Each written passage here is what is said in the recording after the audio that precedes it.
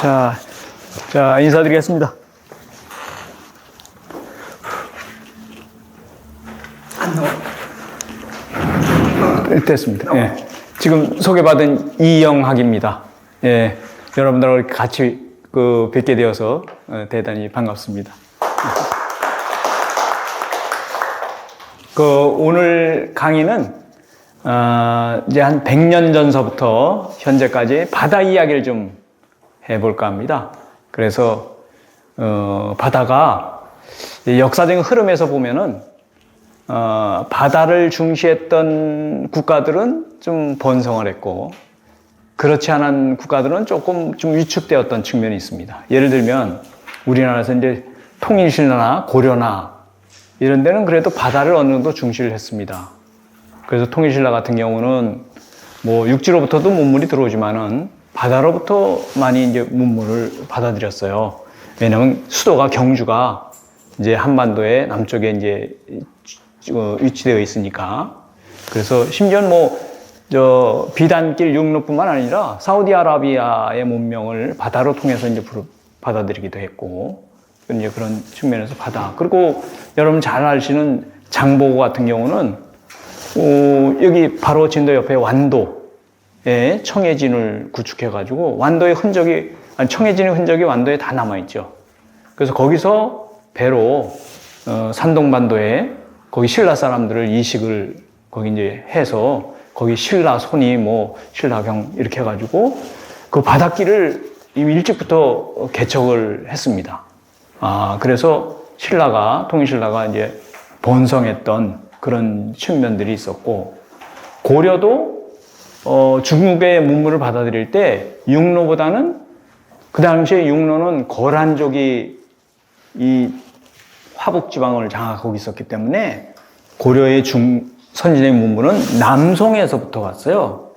그래서 남송이 이 서해안 바닷길, 이 진도, 완도 이렇게 해가지고 개성으로 그 바닷길을 통해서 중국의 문물을 받아들였습니다. 그래서 이제 그런 측면이 있었고, 근데 조선이 들어와서 이제 중앙집권 체제가 어느 정도 이제 갖춰지면서 명나라의 제도를 이제 반영하면서 국가의 민들을 이제 통제하면서 바다로 나가는 것을 이제 적절히 통제를 했습니다. 그래서 섬에 사는 섬에 사는 사람들을 이제 멀리 바다로 나간다든가 이렇게 하는 것을 통제하고, 섬에 사는 사람들 다 육지로 데려와 가지고 그래서 조선 왕조가 그 당시 민으로부터 이제 수치를 하는 것이 조용조인데, 조는 토지에서 거두는 이제 지세고요. 용은 16세에서 60세의 평민의 남자에게 부과하는 부역인데, 그게 두 가지가 있었는데, 하나는 군역이고 두 번째는 요역이었어요. 요역은 지방의 토목공사에 동원하는 거죠.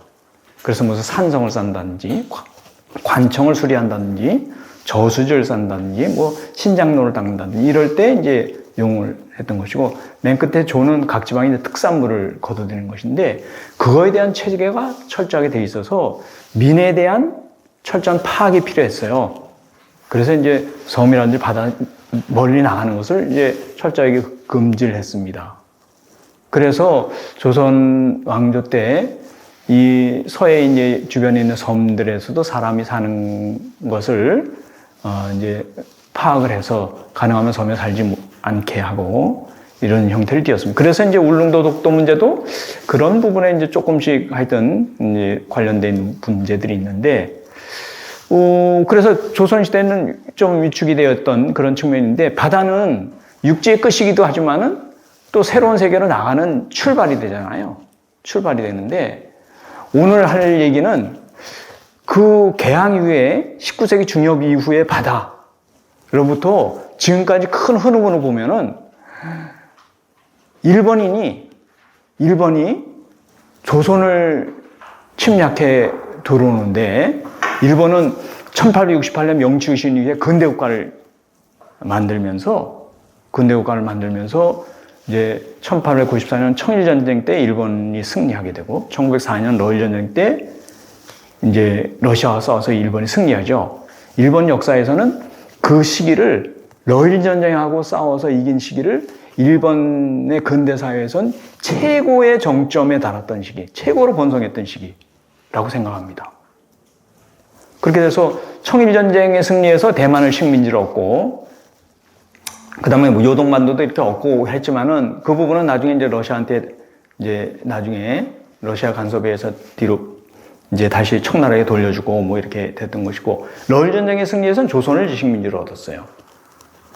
그렇게 했는데, 그렇게 하면서 처음에 이제 그 일본이 그렇게 이제 번성기를 누리면서 처음으로 아시아로 진출하면서 먼저 바다를 점령했어요. 바다.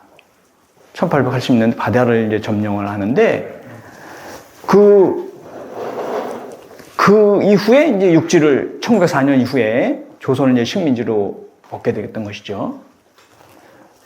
그러면서 바다를 점령하면서 그 시기에 일본이 근대적인 어선과 어구를 갖추고 그때부터 조선의 어족과 이런 걸 이제 잡기 시작했거든요. 근데 그렇게 하기 위해서는 조선의 상황을 알아야 됐기 때문에 조선에 대한 물론 농지나 토지도 조사하지만 바다 조사를 해서 바다만 해도 뭐 100여 권의 저서를 남겼는데 요지는 그 당시에 그러니까 19세기 중엽에 조선의 바다는 일본 사람이 보기에는 완전히 그 어업의 여기는 보고였어요. 어업의 보고였다. 일본은 이미 사면이 바다지만은 명치의신 이후에 서양의 어선 어구의 방법 이런 것, 심지어 통조림 만드는 방법 이런 것들 다 배우면서 거기는 고기를 잡기 시작해가지고 이미 잠수기 이런 것을 해서 일본 연해는 이미 어족이 고갈됐어요. 근데 1880년대 이후에 그래서 계속 조선 정부에게 우리 일본 어민들이 조선에 와가지고 좀 그 고기를 좀 잡자라고 했는데 처음에는 이제 조선 정부가 계속 이제 거절을 했어요. 근데 나중에 이제 문호를 개방하고서 하는데 그들이 여기 와서 조사를 해보니까 완전히 조선 연해의 바다는 어족의 보고였다. 어류 종류도 그렇게 많고, 그 다음에 한류와 난류가 교차하기 때문에, 여기에 심지어 뭐, 여러분들 알다시피, 고래도 우리 방구대 안각하에 보면 고래가 얼마나 많습니까? 선사시대부터. 그래서 고래도 많죠. 그 다음에 독도 울릉도에 예를 들면 바다사자, 강치. 이것도 1903년, 4년에 일본인 신문에 보면은 산란기에 일본 배가 독도를 거쳐서 울릉도에 오려고 그러면은 바다사자가 너무 많아가지고 배가 지나갈 수가 없다는 거예요. 그럴 정도로 됐는데 그게 1903, 4년부터 바다사자를 잡기 시작해가지고 1940년 되면 다 멸종이 돼요. 이미 40년대. 예를 들면 우리 1960, 70년대까지 서해 조기는 몇억 마리가 올라오잖아요. 산란기 되면은. 60, 70년대까지만 해도 모든 배들이 산란기에 되면 조선시대도 또 마찬가지였어요. 모든 배들이 산란기에 서해에 다 몰려옵니다. 그럼 하루만 잡으면 배 한가득 잡았죠. 자산어부에 보면 뭐 조기가 산란기에 올라오다 보면은 조기에 소위 말하는 뻐근거리는 소리가 밤에 이렇게 누워있으면은 그게 큰 울음소리를 들린다는 거예요. 그러니까 조기, 동해안의 명태, 그 다음에 일본 사람들이 맨 처음에 놀란 게 여기서 남해에서 상어를 잡으면은 하루만 해도 배 한가득 잡아요. 근데 그들이 필요한 것은 지르러미예요. 그러니까 지르러미만 떼고 고기는 그냥 다 버리는 거예요, 바다에. 그렇게 해가지고 여기서 잡아가지고 일본을 통해서 청나라에 수출하고 뭐 이랬다. 그러니까 그럴 정도로 굉장히 이제 보고였는데 100년이 지난 지금 시기에 와서 보면은 전체의 흐름에 보면 이제 어족이 굉장히 이제 고갈되는 상황이잖아요. 서해 조기도 저기 이제 중국 쪽에서 좀 잡히고, 명태도 거의 이제 없어지고, 그게 한 140년간의 기간에 그런 변화입니다. 고래는 이제 그 다음에 1970년대에 잡지 못하게 하니까 동해에 그래도 좀 일부 있고, 그러나 강치 바다사자는 다 없어졌죠. 그런 전체적인 흐름을 한번 이 시기에 한번 진도의 어업을 결부시켜서 한번 설명을 해보려고 합니다. 그래서 그 이야기의 전체적인 흐름들을 한번 이 시간에 간단하게 좀 한번 살펴보도록 하겠습니다. 자, 그러면 여기 불 안 꺼도 잘 보이시겠죠? 네, 너무, 예? 앞에가 보이려면 이쪽 앞부분에 불은 안 꺼도 되겠습니까? 잘 보이시면 그냥 넘어가겠습니다.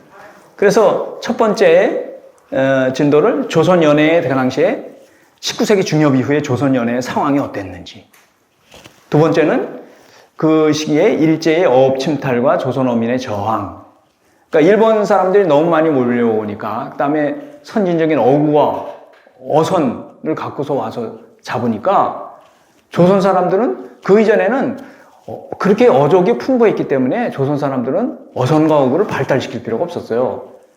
그리고 주로는 어업이 농업이 주업이었기 때문에 어업 부분은 그렇게 좀 관심을 두지 않았어요. 그리고 어업은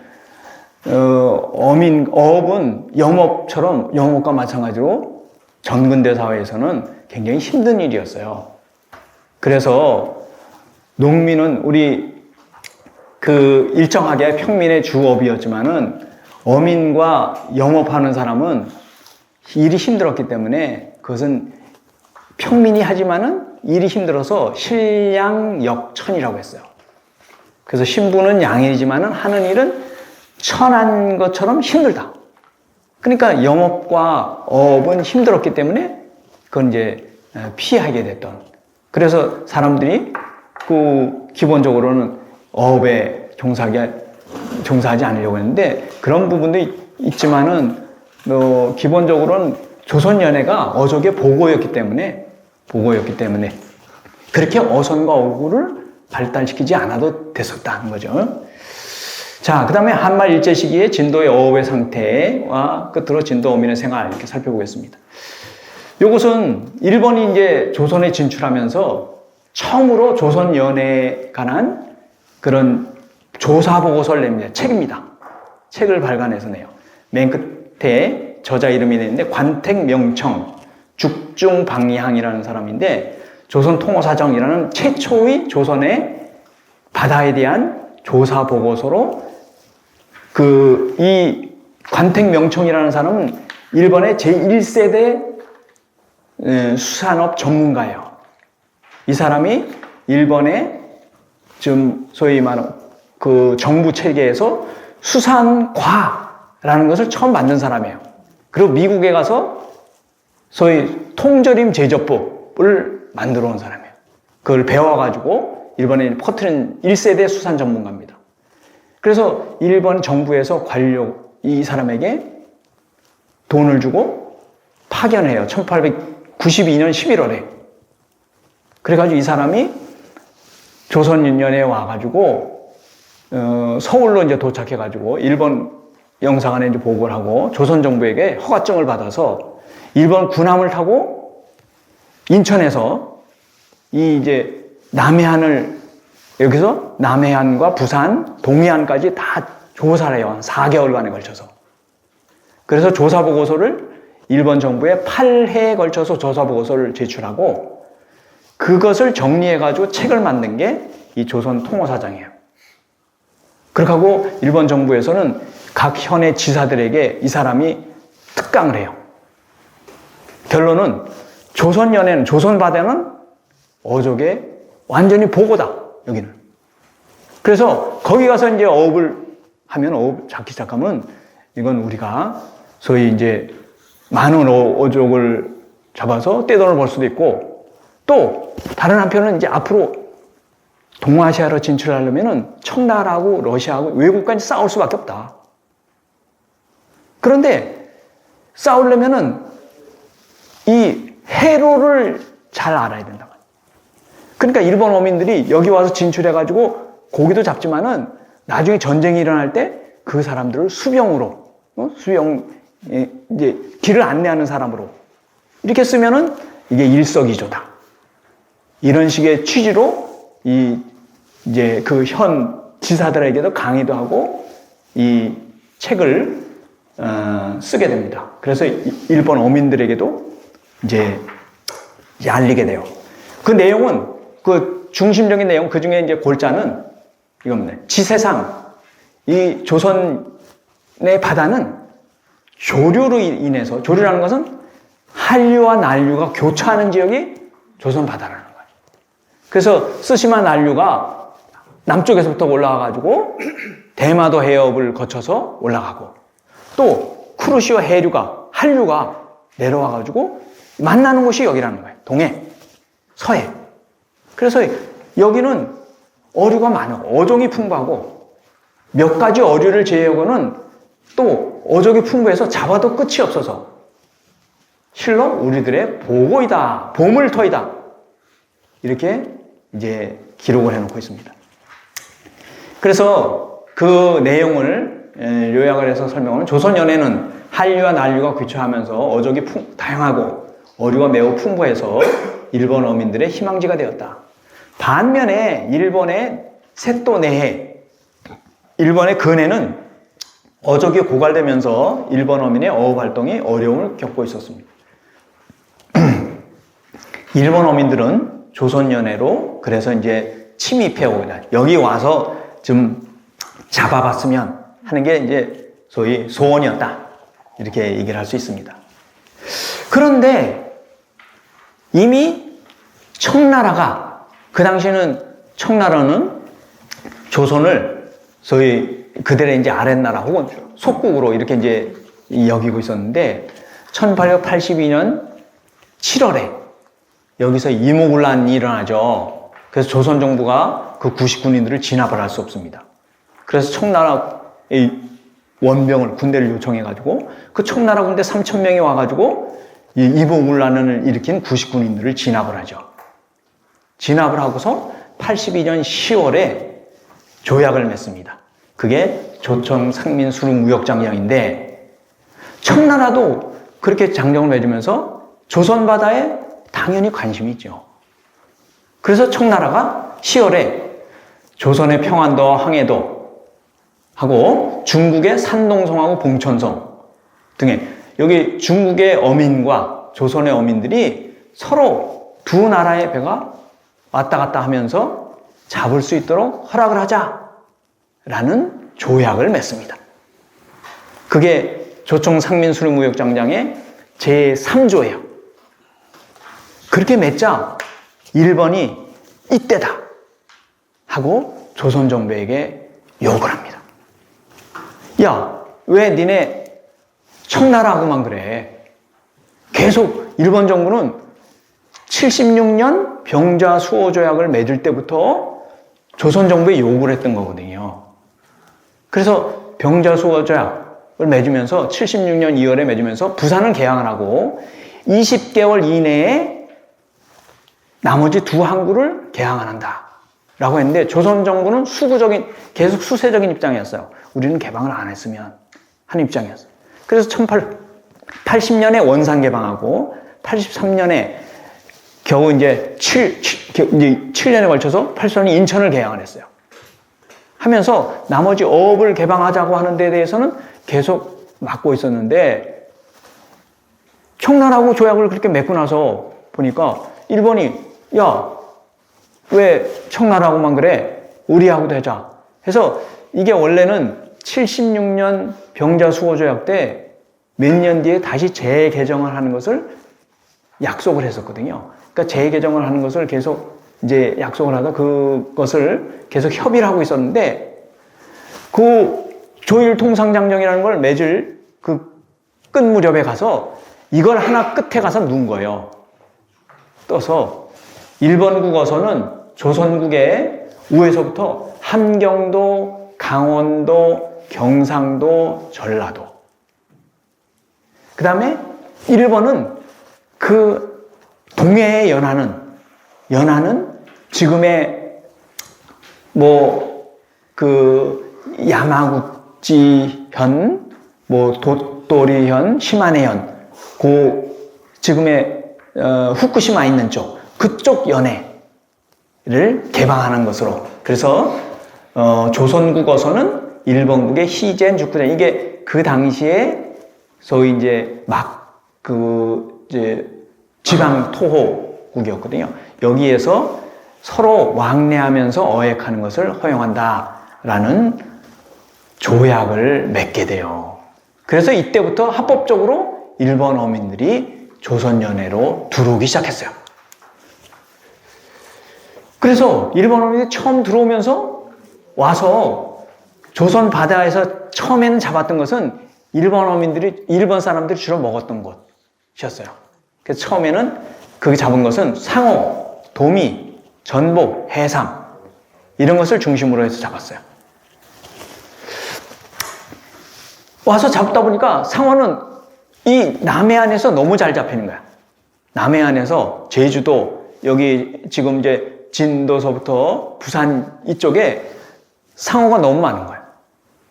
그래서 하루만 잡아도 배 한 가득 잡으니까 그걸 갖고, 그건 필요한 게 아니고 지느러미만 필요한 거니까 지느러미만 잘라가지고 취하고, 거기 보면 나머지 고기는 다 바다에 버리고, 그리고 지느러미만 해가지고도 잡아서 하루 이틀 잡으면 벌써 그들이 원하던 걸 잡아서 일본 나가사키 쪽으로 가져가서 일본에게도 하고, 그게 청나라 사람도 잘 먹기 때문에 청나라의 주요 수출품이었어요.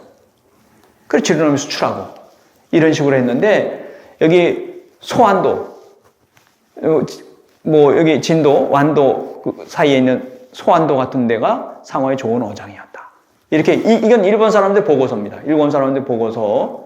예. 제가, 일본 사람들의 보고서를, 하여튼 3천 몇씩, 2023년 하고 2022년에 책을 번역해가지고 낸 적이 있는데, 하여튼 그랬습니다. 거기 자료에 보면은 일본 어민들이, 일본에서는 잠수기라는 것을 개발해가지고 일본 어민들이 일본 연해에서 잡고 있다가, 너무 그게 우리 제주 어민들은, 해녀들은 물길로 들어가서 전복 해삼을 그 당시에는 잡았던 거잖아요. 근데 일본 사람들은 이미 잠수기를 개발해가지고 그거 갖다 잡았어요. 그래서 일본 연해는 그게 전복 해삼이 고갈되니까 일본 정부는 니네 앞으로 잠수기 사용은 금지. 어민들이 그렇게 금지를 했어요. 시켰어요. 근데 그 금지한 잠수기를 갖고 조선 바다에 오면은, 이건 넉넉하게 잡을 수 있는 거잖아요. 그러니까 특히 연해 지방에 많은 데가 제주도, 그 다음에 전라남도이죠. 와서 잠수기 갖다 잡으면은 쉽게 잡을 수 있는 거죠. 그래서 이것 때문에 특히 제주도와 여기 진도, 완도 이런 데서는 어민들 간의 싸움이, 살인사건도 막 나고 그럽니다. 서로. 특히 제주도 같은 경우는 84년서부터 94년까지 한 20여 차례 서로 일본 어민과 조선 어민 간의 충돌과 살인사건, 이런 게 일어나고 그래요. 여기 있는 것처럼, 심지어는 저렇게 일본 어민들이 잠수기를 가져와서 제주도에 가서 전복 해삼을 싹쓸이 하니까 제주도 어민들이 우리 못 살겠다 해가지고 제주 목사를 통해서 서울로 상소문을 올리기도 하고, 심지어는 직접 제주 어민들이 서울로 가요. 경복궁 앞에 가서 상소를 합니다. 일본 어민이 와서 이게 우리 잠수기 갖고 이렇게 전복 해삼을 싹쓸이 해가지고 우리 못 살겠다. 여기는 그래도 육지는 농업이 주지만은 제주도 같은 데는 어업이 주였거든요. 그래서 상소를 해서 맨 처음에는 소위 임금이 니네들 요구 조건을 알 테니까 하도록 하겠다. 그래서 그걸 일본 영사에게 이제 그런 상황을 보내요. 그래서 처음에 1884년서부터 60년까지 한 2년 동안은 금지하도록 해요. 하지만은 조약을 저렇게 한번 맺어놓으면은 바꾸기 어렵죠. 이 1년 지나면 다시 또 일본 어민들이 오게 되고 그렇게 되니까 그 부분에서 그래서 1, 2년은 좀 금지했다가 다시 오면은 그래서 고종이 그 관료를 파견하는데 제주 어민들이 하도 화가 나니까 그 관료를 그냥 내쫓아요. 우리 못 살겠다. 그리고 80년대 말에는 하여튼 그런 일들이 있었고 도미도 일본 어민들 보고서 보면 하루에 많이 잡을 때는 하루에 10,000마리 이렇게 잡는다는 거예요. 그 당시에. 뭐 그렇게 하고 이제 4월 하순부터 11월까지 일본 어민들이 와가지고 잡으면 그렇게 잡고 그 다음에 고등어도 아니 낚시 우리 고등어 같은 경우는 부산 앞바다나 부산 우에 동해안에 보면 그냥 전통적인 어법으로 예를 들면 그 바다 연해에 그 뭡니까 어장 같은 경우를 그러니까 나무나 이런 것을 설치해 가지고 돌로 이런 식으로 하는 경우처럼 나무나 이런 거 해가지고 하더라도 하루 이틀에 뭐 몇십 마리씩 잡히고 그렇거든요. 그런 식으로 해서 일본인들이 와가지고 외줄 낚시, 한줄 낚시로 해가지고 하룻밤에 수천 마리를 낚는다는 거예요. 그러니까 그럴 정도로 어족의 보고였다. 그런 겁니다. 이건 전부 일본인의 보고서에 나오는 거예요.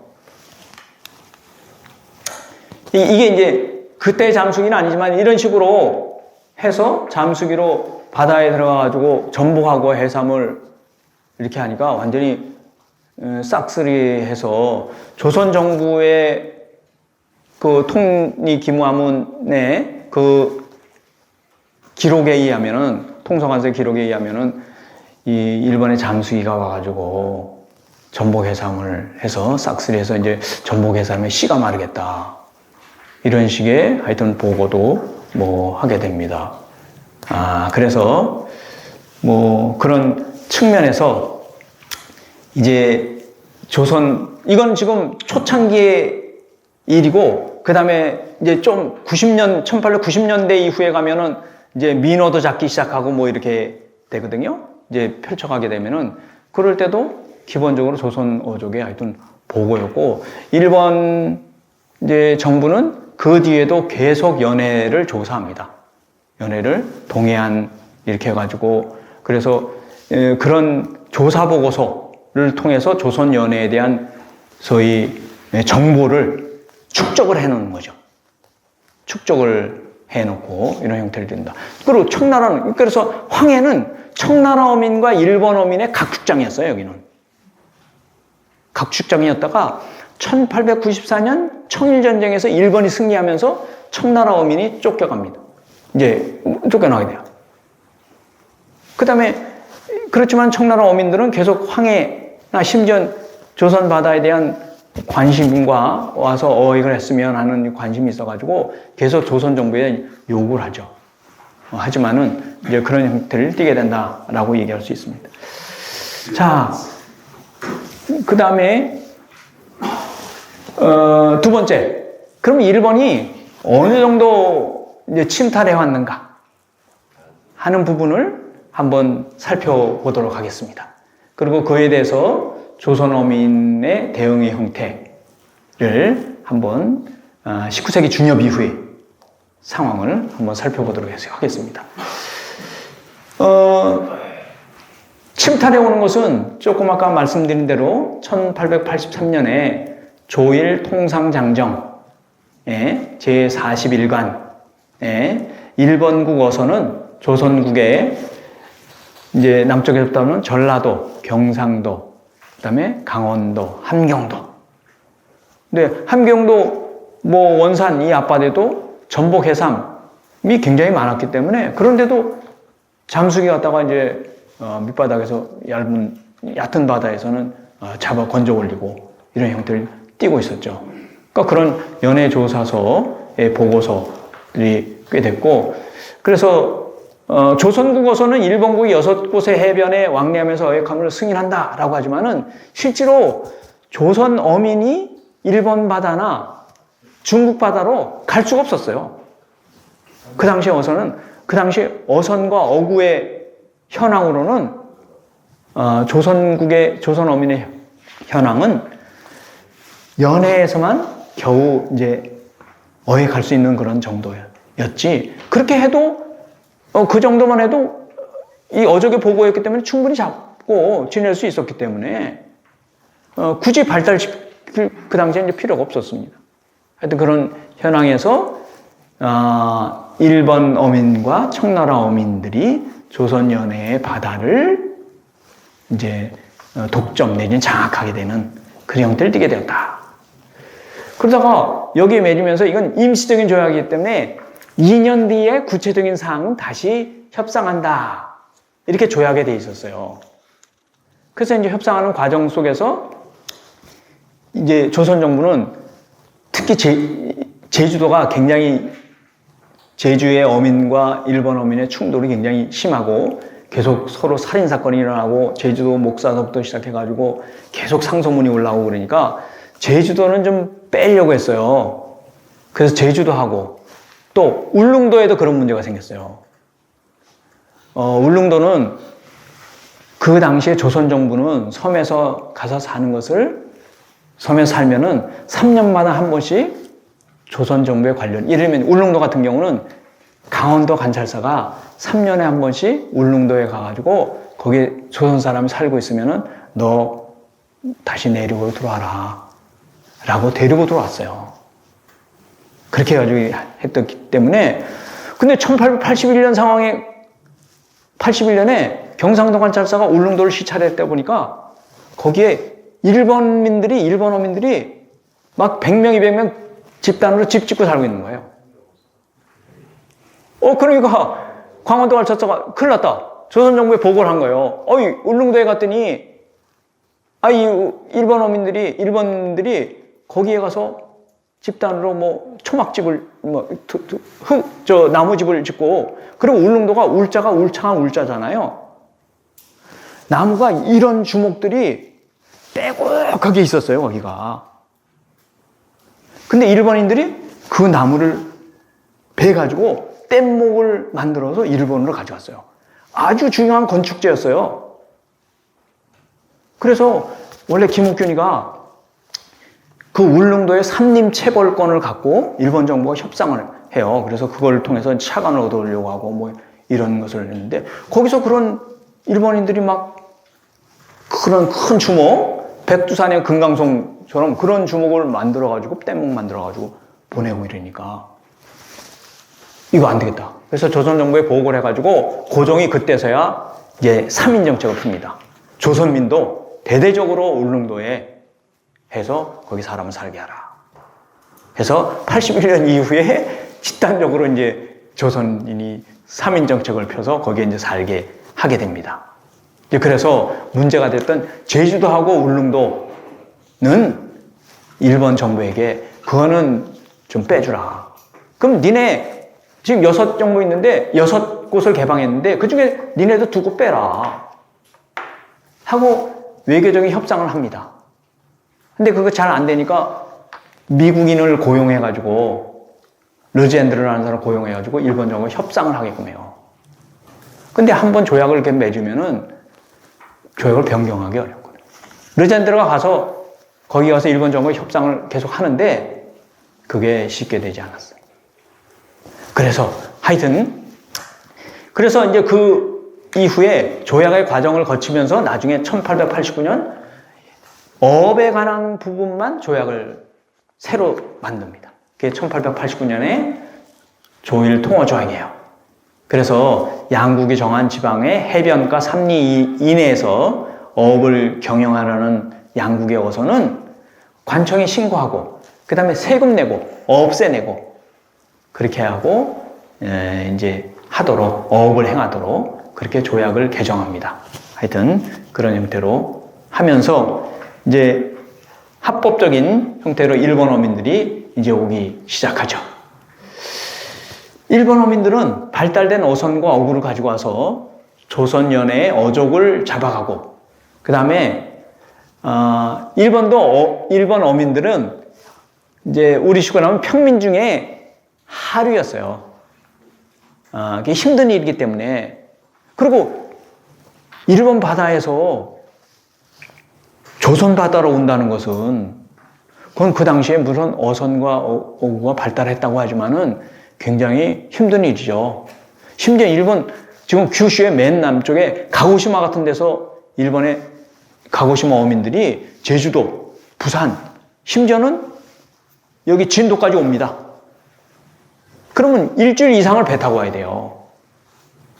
근데 어떤 부분에는 이제 죽음을 무릅쓰고 오기도 하고 그렇게 하는데 그런 부분에 이제 하여튼 그렇게 하면서 오게 되는데 그들이 일할 때 보면 이제 더울 때는 다 우통 벗고 여러분들 일본어 아시죠? 여기만 이렇게 가리고 사타구니 있는 데만 가리고서 일본 어민들이 와서 일주일 동안 와가지고 하는데 그 다음에 물이나 식량 이런 걸 다시 보급받아야 되잖아요.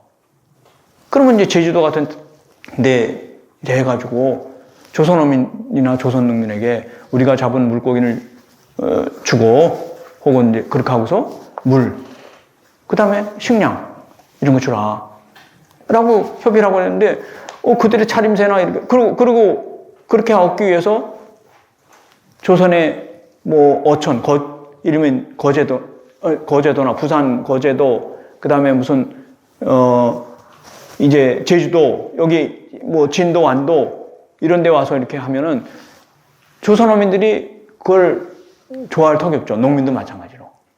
그러니까 그런 부분에서 또 서로 풍속이 다르기 때문에 그런 부분에서 이제 충돌이 일어난다든가 이렇게 하게 됩니다. 그렇게 하면서 조선어민과 자주 충돌하게 되는 것이었고 충돌이 가장 심한 지역이 제주도와 남해안 지역이었어요. 남해안 지역이었다. 그래서 여기 뭐 83년에 이제 조일 통상장정이 제41관서부터 시작해가지고 94년까지 일본 어민과 조선 어민이 충돌 사례가 이제 본청에는 이제 하여튼 수십 건이 일본 정부의 기록에도 나오고 조선 정부의 기록에도 공식적으로 나오는데 이제 대표적인 사례들만 이제 뭐 몇 가지 한번 살펴보면은 이런 것입니다. 대표적인 사례는 1887년 제주도 모슬포에서 일본 어선 6척의 그 대표자가 후루야 리쇼라고 하는 사람이에요. 이 선단이 제주도에 와가지고 이제 그 어업을 행하려고 하는데 이 제주 어민들이 그거에 대해서 이제 뭐 일정하게 이제 거부를 하고 뭐 이렇게 하니까 서로 충돌이 나가지고 주민 2만 송을 살해한다든가 이런 살인 사건은 꽤 있었어요. 서로 충돌하면서. 근데 1890년에는 제주도의 지방간까지도 살해해요. 제주도의 지방간인 포유사 양종신을 살해합니다. 그리고 92년에는 일본 어민들이 집단적으로 뭐 100여 몇십 명이 하나의 선단을 이루어서 오는 거죠. 한두 명이 오는 게 아니라 그들도 위험하니까 선단을 이루어서 이제 와서 제주 어민을 살해하고 물품을 약탈하는 그런 일이 있는데 그걸 조금 더 이제 자세하게 보면은 87년 8월에 가파도에서 전복을 캐던 일본 어선 6척이 모슬포에 상륙해가지고 그들도 이제 뭐 배고프고 식량이 필요하고 그러니까 닭과 돼지를 약탈을 해요. 그래서 그 당시 제주 목사 심원택의 보고에 의하면은 제주의 어촌에서 총 닭 162마리, 개 3마리, 돼지 1마리를 약탈하고 주민을 이제 살해하고 이제 도망갔다. 뭐 그래서 그것을 이제 일본 영사에게 조선 정부에서 이제 항의를 합니다. 그래서 일본 정부에서는 일본 영사관은 그 내역을 조사해가지고 우리가 이제 알려주겠다. 이런 식의 이제 보고를 내리고요. 1892년 일본 어민 144명이 어선 18척에 나누어 타고 와서 성산포에 상륙을 해서 그들이 어업을 행하면서 이제 계속 행하려면은 근거지가 있어야 되잖아요. 그러니까 어막을 짓고 거기서 어로 활동을 하다가 조선 어민의 항의를 받고서 이제 쫓겨나게 돼요. 그래서 얼마 뒤 일본 어민들이 총과 칼로 무장하고 와서 마을에 난입해가지고 행패를 부리고 그러다가 이제 주민 오동표가 이제 그것에 대해서 이제 뭐 저항하게 되자 일본이 발사한 총에 맞아 즉사하는 그런 이제 사건이 일어나게 됩니다. 진도에서도 뭐 그런 일들이 있었어요. 그래서 이제 여기 이것은 일본의 보고서인데 1899년에 일본의 통상보고서에 보면 목포 영사관에서 이제 그들이 기록한 겁니다. 기록한 건데 거기 보면 몇 해 전부터 진도 등지에서 몇 차례 일본 어업자와 한인 사이에 갈등이 생겨서 감정을 해친 것을 융화하고 일본 어민들을 보호하기 위해서 진도에 일본 경관 출장소를 여기서 설치하고 그 부근을 순시한다 이렇게 되어 있습니다. 제주도에서 저렇게 이제 굉장히 큰 살인 사건이 일어나고 충돌이 이제 심해져서 양국 어민들의 감정이 폭발할 때는 일본 군함이 옵니다. 군함이 제주도에 와가지고 일본 군함이 위력을 가시하는 거죠. 그래서 조선 어민들이 와서 그렇게 저항한다든지 이렇게 하는 것을 무력으로 이제 시위한 거죠. 와서 이제 그렇게 한다든가 뭐 그런 일들도 있었습니다. 그러니까 그런 식으로 1884년부터 94년까지 청일전쟁 일어나기 전까지는 한 20여 차례 그런 충돌 사건과 살인 사건들이 있었고, 청일전쟁 이후에서도 청일전쟁에서 조선의 지식인들이 일본이 이기리라고는 생각을 못했어요. 근데 하여튼 일본이 승리를 했잖아요. 그래서 이제 그 개화 지식인들이 갑오 정권을 만든 다음에 그 이전에는 선진적인 지식인들이 청나라로 유학을 했는데 그 당시 갑오 정권은 이제 조선의 청년 지식인들을 일본으로 유학을 보냈습니다. 일본으로 유학을 보내서 일본의 이제 신문물을 배워오도록. 어떻게 일본이 그렇게 넓은 땅과 많은 인구를 가진 청나라를 이길 수 있어? 이렇게 생각하면서 하여튼 보내게 된 것이고, 그 당시 개화파 인사들은 일본에 이제 왔다 갔다 하면서 일본의 그 소련 변화상, 그들이 서양 문물을 받아들이면서 발전해가는 양상, 이런 것을 이제 보게 되는 거죠. 그래서 94년에 청일전쟁에 승리하면서 청나라 이홍장이에게 배상금 받고, 그 다음에 요동반도, 팽오도 이런 데를 대만을 식민지를 얻잖아요. 얻는데, 그래서 대만을 그때부터 식민지를 경영하게 되는 것이고, 요동반도 또 식민지를, 여순 대련 지방을 식민지를 얻었어요. 얻었는데, 그때 유명한 러시아가 시베리아 철도를 놓고 이 동아시아 지역을 개발하고 있었거든요. 그럼 러시아도 이 만주에 대해서 관심이 있었어요. 그 유명한 1895년에 러시아가 그들의 연합국인, 그들의 동맹국인 프랑스하고 독일을 끌어들여가지고 유명한 삼국 간섭을 행하는 거죠. 그래서 러시아가 일본에게, 야, 니네 전쟁에 이겨서 배상금 받았지. 대만도 식민지를 얻었지. 근데 니네 만주에도 관심 있어? 그건 안 돼. 만주는 다시 청나라에 돌려줘. 라고 러시아가 요구를 합니다. 근데 그 당시 일본은 러시아하고 싸울 만한 여력이 없었어요. 그래서 그거는 다시 돌려줘요. 그게 유명한 삼국 간섭이고, 그래서 그 돌려준 것을 러시아가 청나라로부터 조찰합니다.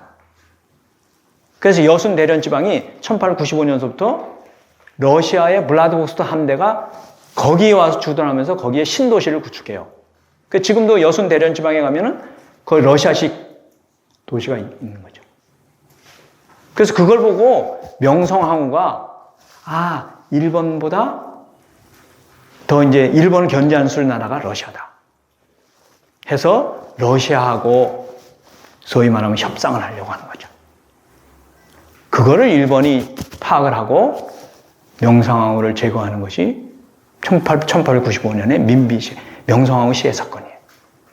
그러니까 청일전쟁에 그렇게 전쟁을 행해가지고 기껏 조선에 대한, 그러니까 청나라에 대한 그 소위 말하면 우선과 조선에 대한 그런 나름대로 우선을 확보해 가려고 하는데 명성황후가 그 러시아를 끌어들면서 견제를 하고 이렇게 하려고 하니까 그것은 그냥 두고 볼 수 없다. 그래가지고 한나라의 황후를 시해하는 거예요. 그게 1895년에 명성황후 시해 사건이에요. 시해 사건의 원인입니다. 직접적인 원인. 하여튼 일본은 이제 그래서 그걸 다시 돌려주고 그 뒤에는 이제 동아시아로 진출하기 위해서는 결국 러시아하고 전쟁을 행할 수밖에 없겠다. 이런 것을 이미 94년부터 예측을 하고 준비를 한 거예요. 10년 동안 준비해가지고 1904년에 러일 전쟁을 일으킨 거다라고 했고, 러일 전쟁이 물론 일본이 국력이 커가지만은 일본만의 힘이 된 것은 아니고 그것의 전쟁 비용의 60%는 미국하고 영국이 대주는 거예요.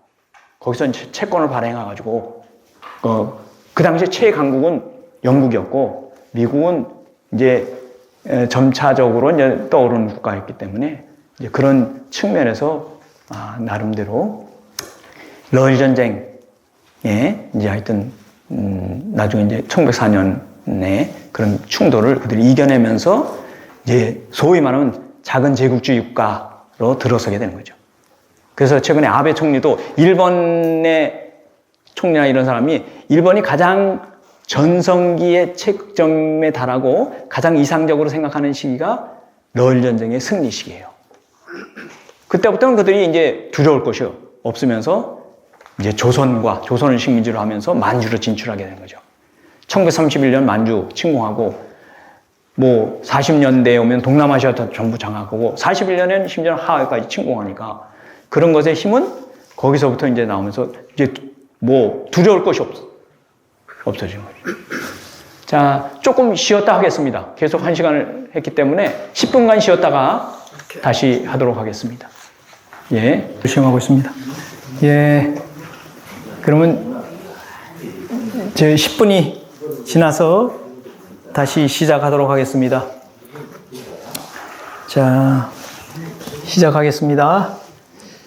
그래서 진도에서도 마찬가지로 이제 진도 어민과 그 일본인들이 이제 어민뿐만 아니라 농민들이 하여튼 충돌이 생겨가지고 진도 예? 아니 그 진도에 경관 출장소를 설치했다고 했잖아요. 예. 그러니까 진도 지역에 어디다 설치를 했을까? 금갑에다 했을까요? 그건 잘 모르겠습니다. 금갑. 제가. 보시면 금갑이랑 거기도 왕이었어요. 예. 일제 시대는 아주 일본 사람들이 그 상주하던 데서. 예.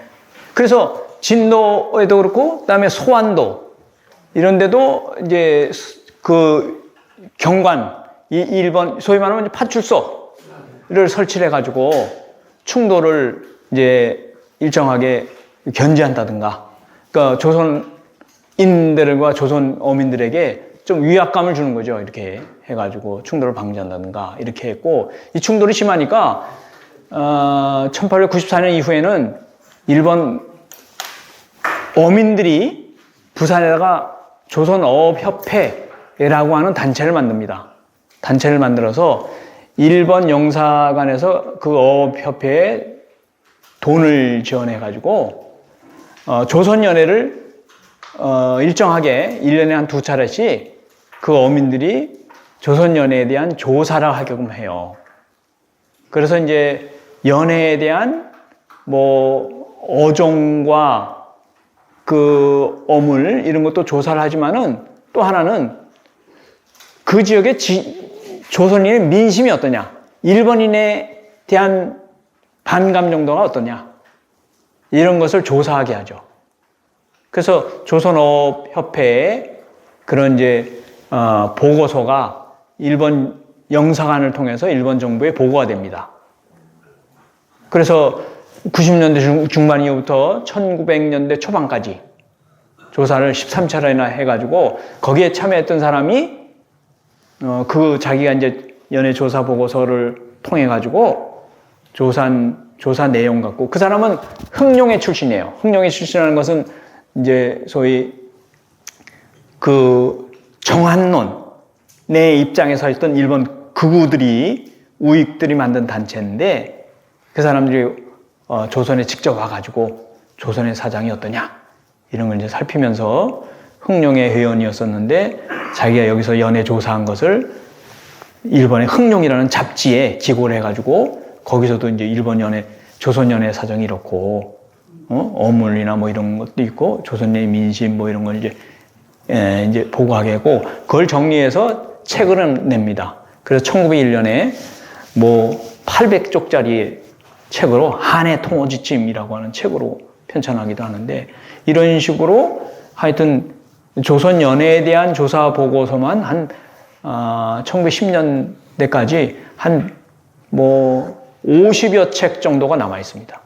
그러니까 그런 보고서들이 이제 축적이 되어 있었기 때문에 조선 연해로 진출해 들어올 수 있고, 또 한 나라를 식민지로 한다는 게 그냥 되는 게 아니라, 일본은 그런 이제 기록에 대한 그런 나름대로 이제 뭐 축적 이런 것이 뭐 있죠. 그래서 그런 지금도 그 일본은 아직 그 아날로그적인 그런 측면이 있어서 기록에 대한 것은 굉장히 많이 남기고, 뭐 조선 토지 농지에 대한 조사도 굉장히 그 어업에 대한 부분도 더 많기 때문에 하여튼 그런 것이 축적되어서 내려온다 이렇게 얘기할 수 있습니다. 자, 그렇게 해서 1904년 러일 전쟁에서 이제 일본이 승리하면서 1904년 일본이 일부러 일으키죠. 2월 6일 날 부산을 통해 가지고 부산에 있는 러시아 상선을 공격을 합니다. 공격을 하고, 그 다음에 2월 8일 날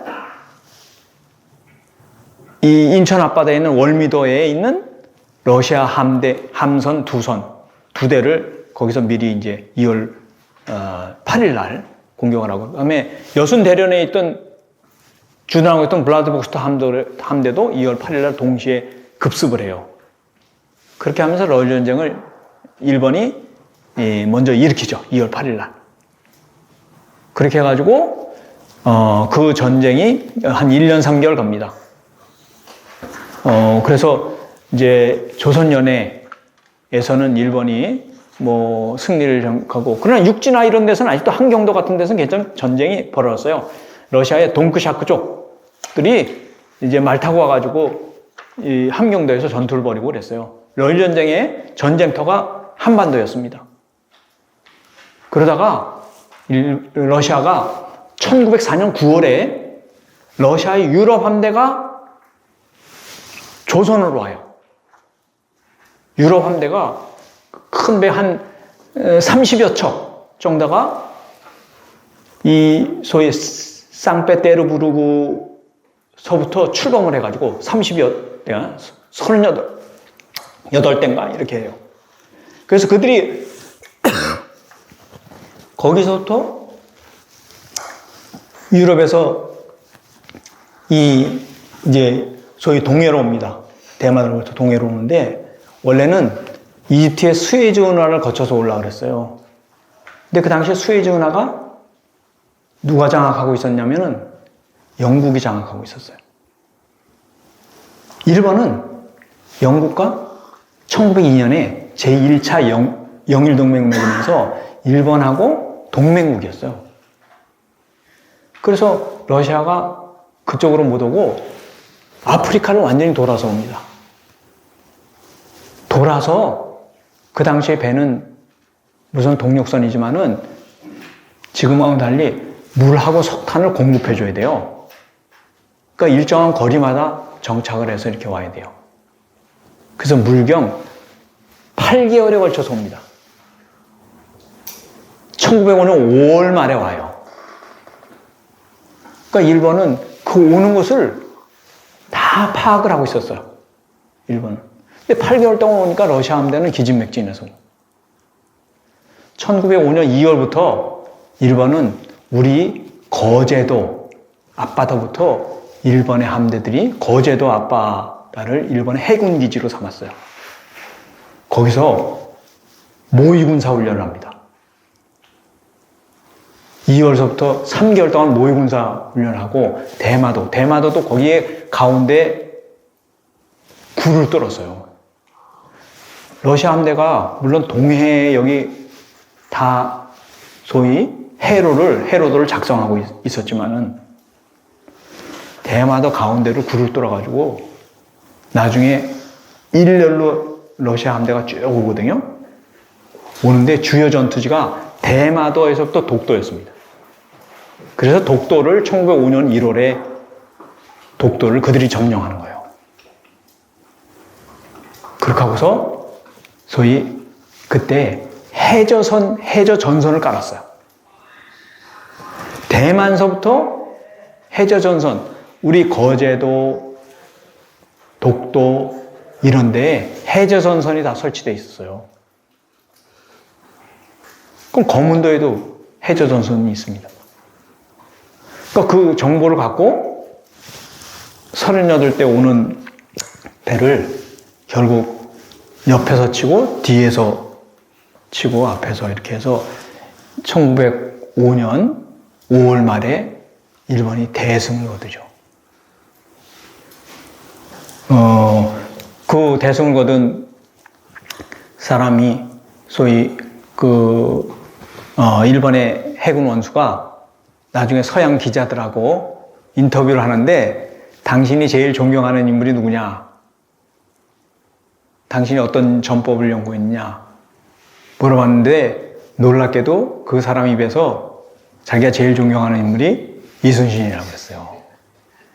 어떻게 그렇게 20여 차례나 싸워가지고 전승을 하느냐. 그래서 이 유럽 기자들이 이순신이 누구냐? 이렇게 이제 찾아보기 시작했다는 거예요. 유럽 하여튼 신문에 이렇게 나오는 건데. 하여튼 이제 그런 식의 일화가 있습니다. 그래서 그때 승리를 하자 이제 미국이 카스라 테프트 미략을 7월에 맺고 영국도 제2차 영을동맹을 맺으면서 일본이 조선을 독자적으로 지배하는 것을 용인하는 거예요. 러시아도 결국 미국의 중재하에 미국의 포츠모드라고 하는 데서 8월에 러시아하고 소위 이제 그냥 휴전협정을 맺습니다. 뭐 러시아가 졌다고 배상금 내고 그런 건 아니고 미국이 중재하에 이제 더 이상 싸우지 말자. 그냥 이 상태로 인정을 하자. 이렇게 해가지고 8월에 포츠모드 조약에 의해서 세계적인 강국인 미국, 영국, 러시아로부터 일본이 조선을 독자로 지배하는 것을 용인받죠. 그래서 그것을 빌미로 해서 1905년 11월에 을사조약을 조선에 강화하는 거예요. 을사조약을 맺어서 결국 그 을사조약이라는 것은 조선 정부가 외교권을 독자적으로 행사할 수 없다는 거예요. 외교권을 일본이 장악하는 거예요. 그래서 열강들의 영사관들이 다 자국의 나라로 귀국합니다. 다 귀국해요. 그래서 조선의 결국 외교권은 일본이 장악하게 되는 거예요. 그러면서 실질적으로는 조선 정부의 통치권은 일본이 가지게 되는 거죠. 그래서 그걸 바탕으로 해서 일본이 통감부가 1908년에 조약을 개정합니다. 그게 1908년에 어업에 관한 협정이에요. 그래서 일본국의 신민은 한국의 바다, 강, 하천, 호수 어디에서든 그리고 한국 신민은 일본국의 마찬가지로 바다, 강, 하천, 호수 이거는 굉장히 형식적인 평등성이죠. 조선 어민이 일본에 가서 거기 가서 어업 활동을 할 수 있는 요건이 아닌 거죠. 그러니까 형식적으로는 이렇게 해서 이제 조약을 딱 맺고 이제 일본 어민은 조선의 바다뿐만 아니라 강, 하천, 호수에서 마음대로 조선 어민과 똑같이 어업 활동할 수 있는 거고 그 다음에 1889년에 통화조약처럼 세금도 안 내요. 어업세 이런 거 없어. 이제 우리가 일본 어민들은 마음대로 조선 어민과 똑같이 조선 바다나 강에서 고기를 잡을 수 있다. 이렇게 된 거예요. 또 판매도 할 수 있다. 그리고 그 이전의 조약은 전부 무효로 한다. 이렇게 이제 협정을 맺습니다. 그러니까 일본 정부가 그것도 강요하는 게 이게 조약이라고 하면은 그들이 이제 부담을 가지니까 명식을 한 단계 낮춰 협정 이런 식으로 해가지고 맺고 난 다음에 그 다음에는 통감부가 어법을 공포합니다. 우리나라의 최초의 근대적인 어업에 관한 법률이에요. 법률인데 여기에서 어업의 종류를 면어업, 허가업, 신고업 세 종류로 나눈다. 그리고 일본 어민은 한국 어민과 똑같이 조선연해에서 이 권리를 행사할 수 있다. 이렇게 된 거예요. 그러니까 일본 어민들이 여기 와서 똑같이 어업에 관한 업권을 행사하면서 어업 활동을 할 수 있는 권리를 행사하는 거죠. 그렇게 해서 이제 기본적으로는 어업에 관한 권리를 결국 일본 어민과 공유하게 되는 것이고, 다른 말로 하면 일본 어민에게 뺏긴 거죠. 뺏겨서 결국 1909년에 이 통감부의 통계 연보에 의하면은 조선 어민이 훨씬 숫자는 많죠. 한 7만 명, 일본 어민은 16,000명 이렇게 되는데, 어선수도 조선 어민이 훨씬 많지만은 12,000척, 일본 어선은 한 3,800척. 근데 수확권은 어물의 양은, 수확 금액은 일본 어민이 더 많아요. 그러니까 한 55% 이정되는 거, 조선 어민은 그렇게 어민 수도 많고 어선 수도 많지만은 기본적으로 일본 어민의 어획고보다도 못했다. 뭐죠? 그것은 일본 어민들이 어선과 어구가 조선 어민보다 훨씬 앞서 있었다. 이렇게 뭐 얘기할 수 있겠습니다.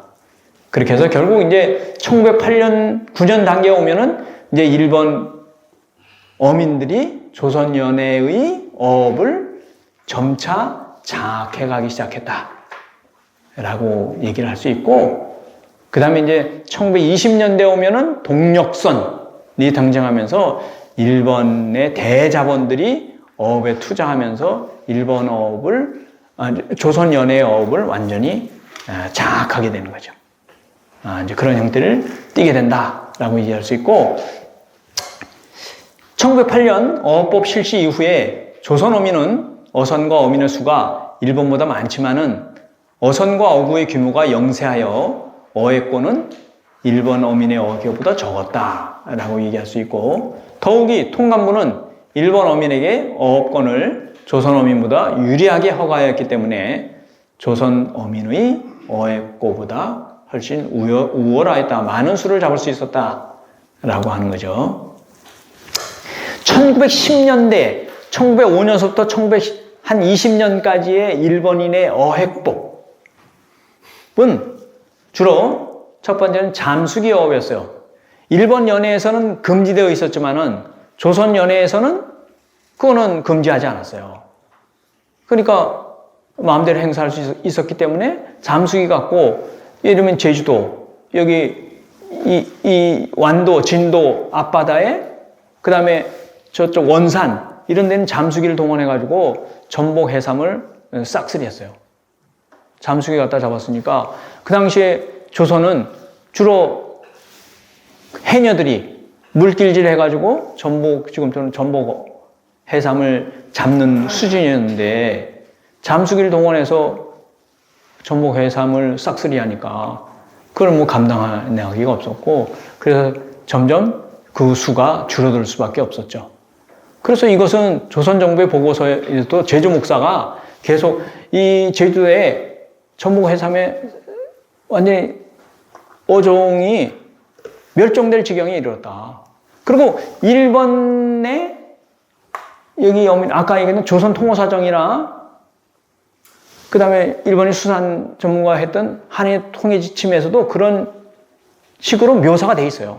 잠수기로 계속 전복 해삼을 계속 잡다가는 전복 해삼이 이게 남아나지 않는다. 씨가 마른다. 그러니까 그것은 고려를 해봐야 된다. 이렇게 계속 권고를 하고 있어요. 그렇게 하고, 두 번째는 트롤업이죠. 이거는 소위 말하면 트롤업이라는 것은 그물을 밑바닥까지 이렇게 내려서 싹쓸이하는 어법이죠. 그래서 그 폐해를 일본 정부도 알고 있었기 때문에 1910년대 이후에 가서는 1911년에 다시 어업법을 개정을 합니다. 그래서 어업령을 공포해요. 새로 어업령을 공포하는데 이런 식으로 잡았다가는 어족이 고갈된다. 그래서 1911년부터는 트롤 어업을 이 조선총독부도 금지합니다. 금지해요. 금지한다. 그래서 거기 1911년 어업령에 보면은 어종의 남핵을 금지한다. 이렇게 이제 표현을 하고 있어요. 또 하나는 1904년 러일전쟁 이후에 일반적으로 행했던 방식이 폭팍물 어업이에요. 그게 광산 개발할 때 쓰는 것처럼 다이너마이트를 어종들이 어리고 지나가는 집단적인 어군에다가 던지는 거예요. 그 당시 다이너마이트 값이 러일전쟁을 수행하면서 굉장히 쌌어요. 그러니까 일본 어민들이 그걸 갖고 싼 가격으로 해서 폭탄 투하해가지고 어군 지나가는데 고기 무리에 지나가는데 하면은 그 조선총독부의 기간지였던 매일신문에도 조금 이따 나올 텐데 폭발을 하면은 이거는 할 때 흔적도 없고 그러니까 그렇게 잡았는지 안 잡았는지 알 수가 없어요. 근데 폭발을 시키면은 70%는 바다에 가라앉는다는 거예요. 고기가. 30%만 뜨는 거예요. 그 뜬 걸 잡는 거예요. 근데 1911년에 폭발물 어업 금지한다. 이게 법령을 공포했는데도 일본 사람들이 그렇게 하는 걸 조선어민도 보고 조선어민도 1910년대 중반에 따라해 또. 그래서 1920년대까지도 금지가 됐잖아요. 그 매일신보에 보면 계속 나 그게. 폭발물. 그래서 일본 경찰들이 혹은 조선어업협회 이거는 뜻 있는 어민들도 일본 어민들도 지각이 있는 사람은 이렇게 하면 이거 어종이 씨가 마른다. 그렇게 해가지고 이걸 그렇게 하는 것을 서로 금지하고 이러지만은 자기 이익만 생각하는 어민들은 일부 어민들은 계속 그걸 하는 거 쉬운 방법이니까. 그러니까 그것이 어이구 축제 하는 모양이고 그렇게 해서 하여튼 1910년대까지 계속 매일신보에 계속 나요 이게. 이렇게 해서 몇 명 체포됐다는 폭발물 해가지고.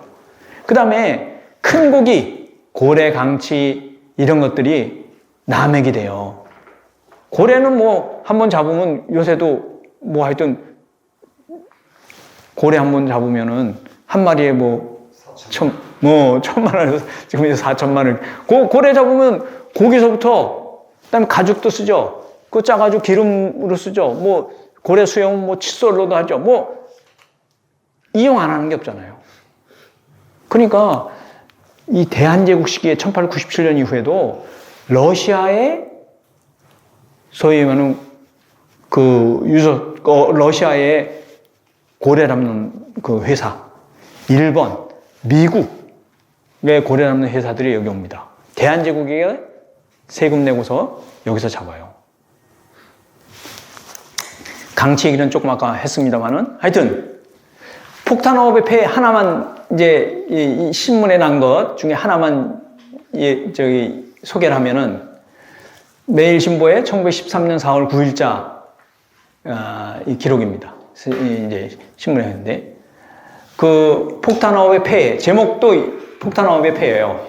거문도, 능라도, 여수, 마산, 진해, 부산, 울산 등 각지 근해에서는 근래 폭탄을 어군에 던져 죽은 고기가 떠오르는 것을 채취하는 어법이 성행하여 일반 어업자들을 방해한다는 이야기를 들었다.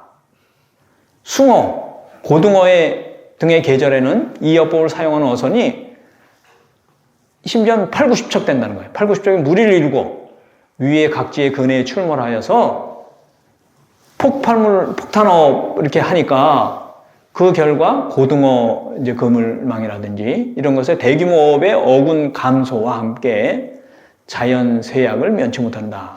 이 설명이 좀 있고요. 주요 요점은 각지 어시장에서 어류를 조사한 즉 대부분 폭탄 사용에 의한 어휘를 보여도 어떻게 하였는지 살피기 어렵고, 또한 이 어법의 자본은 폭탄 한 발의 대금이 겨우 30전 내로 족하기 때문에 실제 어획은 죽은 고기가 10분의 3에 불과하고 나머지 10분의 7은 다 해저에 가라앉아가지고 폐기물에 돌아갈 뿐이라. 그리고 이 어군을 흩어지게 하고 어업의 건전한 발달을 방해함이 실로 크다고 하더라. 이런 기사가 1910년대에 계속 나는 거예요. 그러니까 그럴 정도로 근절되지 않았다. 1910년대에 그렇게 얘기할 수 있습니다. 또 요거는 이게 강치에 대한 기록인데요. 강치에 대한 이런데 요 동영상이 한 5분 정도 되거든요. 잠깐만 한번 보시겠습니다.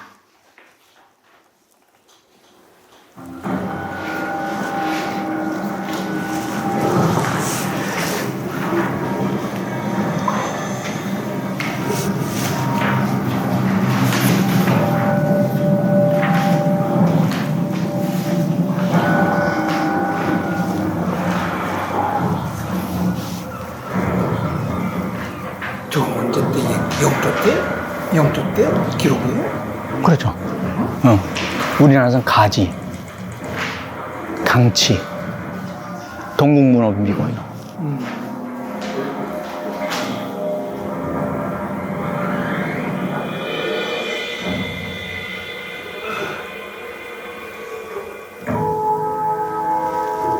독도가 산란지였다고 합니다.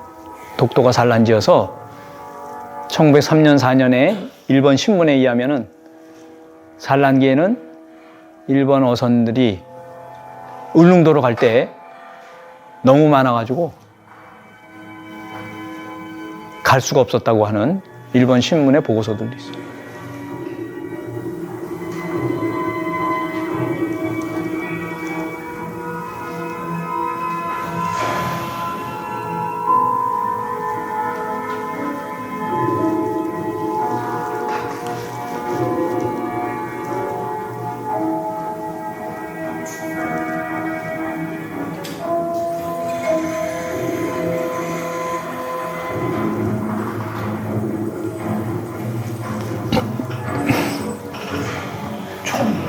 없는 거요? 기름 짜는 거요? 기름자고 가죽이 군복이나 장화에 이용이 돼가지고 비쌌어요. 강치가.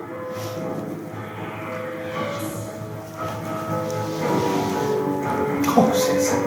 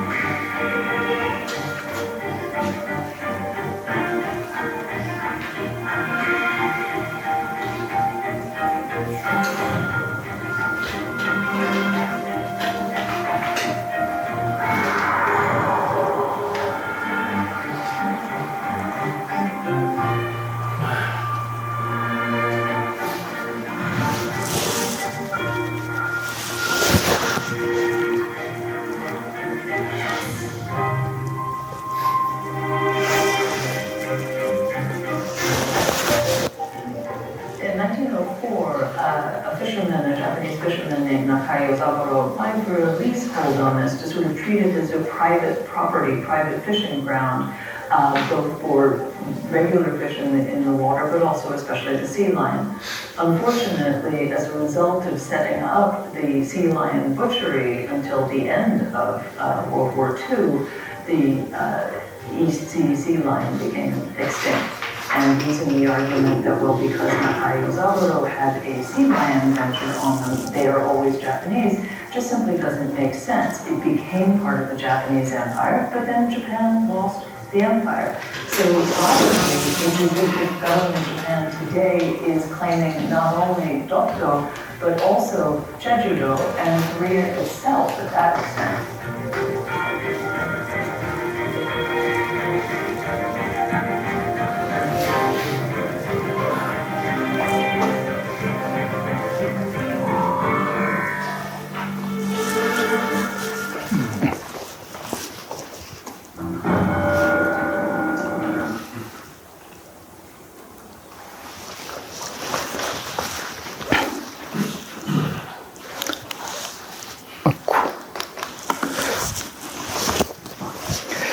자, 이게 강치에 대한 이제 추인데, 실제로 1904년부터 일본이 원래 나카이 유자부로가 그 독도에 대해서 강치를 잡는 어업회사를 만들고요. 원래는 대한제국에게다가 허가를 신청하려고 했었어요.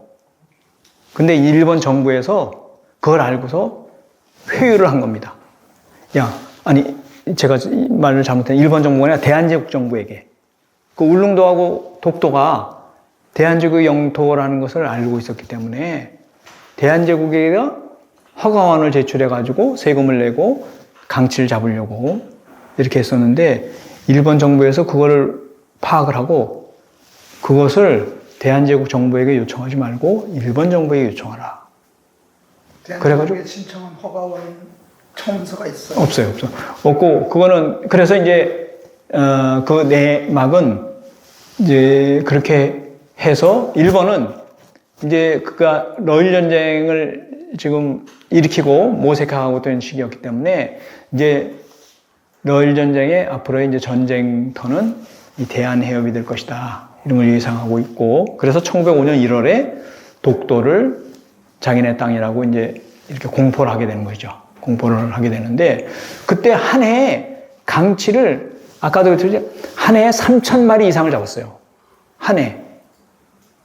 근데 여기다 보다시피 그 당시에 대충 추정하는 강치의 마리수가 한 2만에서 2만 5천 마리 그 사이. 위에 보면 1900년대에 보면 한 3만 마리 정도 이렇게 예측하고 있는데 1년에 3천 마리씩 잡으니까 그게 그래서 일본 정부에서도 그걸 1910년대에 내려오면서 1년에 암컷은 이제 뭐 100마리, 수컷은 6, 700마리, 새끼는 뭐 100마리 이하. 그래서 800마리 넘어선 잡지 못한다. 이런 식으로 막았지만은 그것은 이 강치가 한편은 잡아서 고기뿐만 아니라 강치의 저희 고래처럼 가죽을 벗기는 것은 이게 군복이나 장화로 쓰였어요. 그리고 고기는 짜가지고 기름으로 쓸 수 있었고 그래서 이게 고가였어요. 그러니까 나가요 여자부로처럼 이 강치를 잡으면 큰 돈을 벌 수 있으니까 이게 목돈을 벌 수 있으니까 그렇게 1년에 3,000마리씩 이상씩 이렇게 막 잡고 이러니까 이게 1940년대에 가면은 그것을 이제 금지한다고 하더라도 거의 멸종되게 된 거죠. 그래서 하여튼 40년대 이후면은 지금 바다사자, 우리는 동물원미고에 보면 가지라고 있고 한글로는 강치라고 돼 있고 그게 바다사자의 종류인데 지금은 저 위에 사할린이나 그쪽에만 있죠. 지금은 우리 쪽에 동해 쪽은 다 이제 멸종이 됐고, 그 블라디보스톡이나 그런 쪽으로만 지금 있습니다. 그러니까 그럴 정도로 이제 멸종이 된 거죠.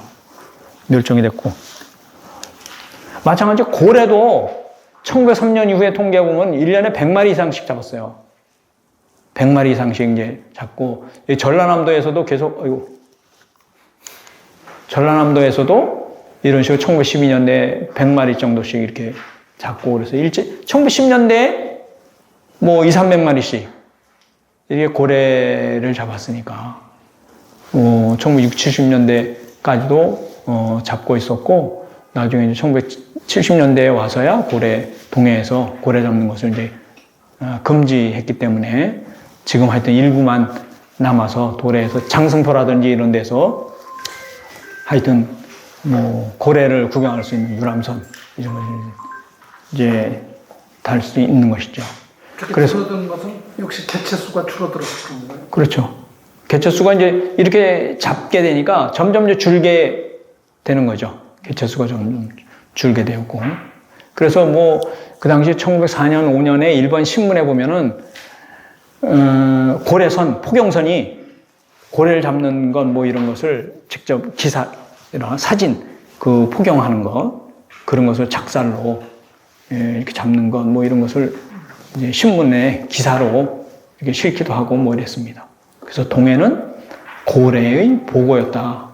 그렇기 때문에 이미 신석기 시대부터 여러분 알다시피 뭐 울진의 반구대의 암각화에 보면 거기 수백 종의 고래가 거의 기술이 여기 돼 있잖아요. 그림으로.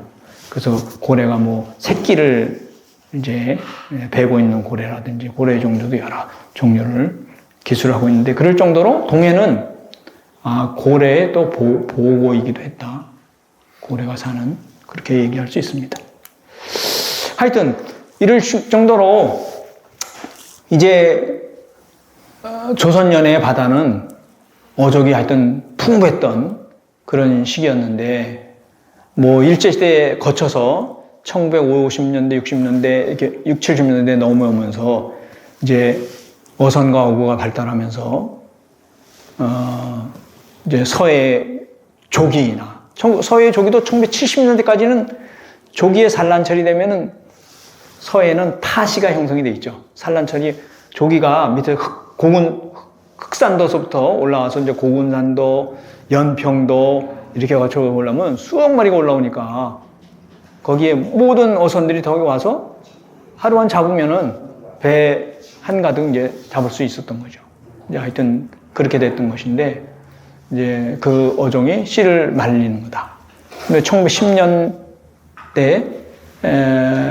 하여튼 거치면서 5, 60년대, 6, 70년대에 동해의 명태라든지 이런 종류도 거의 이제 지금 소멸되고 있어서 그걸 뭐 다시 재생하는 그런 프로젝트를 하는데 이것은 세 번째 한말 일제시기 진도의 현황과 어업은 이것은 일본인들이 1908년서부터 11년까지 걸쳐서 3년 총 4년이죠. 4년 동안에 조선 연해 바다를 조사합니다.